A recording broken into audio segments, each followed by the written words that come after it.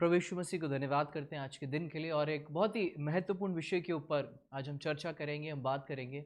और वो ये है कि कई बार आपके और मेरे जीवन में भय अक्सर हमें घेर लेता है। और बाइबल में एक बहुत सुंदर कहानी, एक बहुत सुंदर वृतांत हमें मत्ती के 8वें अध्याय और उसकी 23 पद से आगे के हिस्से में पढ़ने को मिलता है। और जहाँ पर हम देखते हैं कि यीशु मसीह अपने चेलों के साथ नाव के ऊपर जा रहे थे। और जब वो नाव पर थे, उस नाव के अंदर जब वो बैठे, अचानक वहाँ पर एक बड़ा तूफान आता है।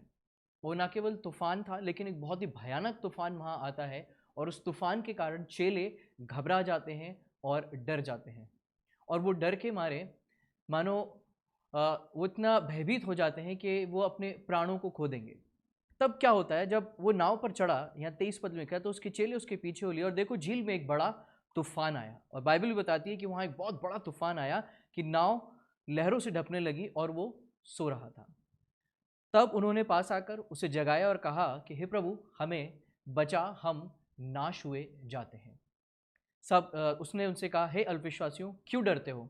तब उसने उठकर आंधी और पानी को डांटा और सब कुछ शांत हो गया।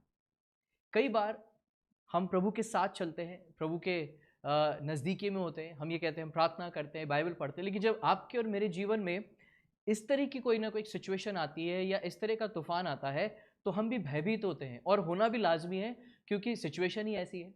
लेकिन हम ये भूल जाते हैं कि आपके और मेरे अंदर जो है वो संसार से बढ़कर है, और उसका नाम है प्रभु यीशु मसीह, जिसने आपको और मुझे वो पवित्र आत्मा दिया है। और यहाँ लिखा है कि जब वो प्रभु के पास गए, जब ऐसी परिस्थिति हुई, वो प्रभु के चरणों में गए, प्रभु के पास गए और उसे जगाया।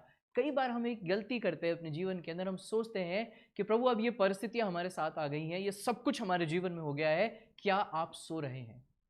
लेकिन वास्तव में ऐसा नहीं है। हम ये एक बहुत बड़ी मिस्टेक करते हैं, हम सोचते हैं कि यीशु मसीह सो रहा है, लेकिन वो सो नहीं रहा, क्योंकि भजन संहिता 121 में लिखा है कि देख, इज़राइल का रक्षक ना तो सोएगा और ना ऊँघेगा। और जब यीशु मसीह खड़े हुए, तो यहाँ हम क्या देखते हैं, वहाँ पर प्रभु ने उस आंधी और तूफान को डांटा। जब परमेश्वर आपके जीवन के अंदर प्राथमिकता होंगे, जब प्रभु आपके जीवन के अंदर प्रथम स्थान रखेंगे, तो निश्चय जाने आपके जीवन के तूफान शांत होंगे और निश्चय उसमें से प्रभु आपके लिए मार्ग निकालेगा और आपसे इस बात को कहेगा, हे मेरे धन्य और विश्वास योग्य दास। प्रभु आप सबको आशीष दे।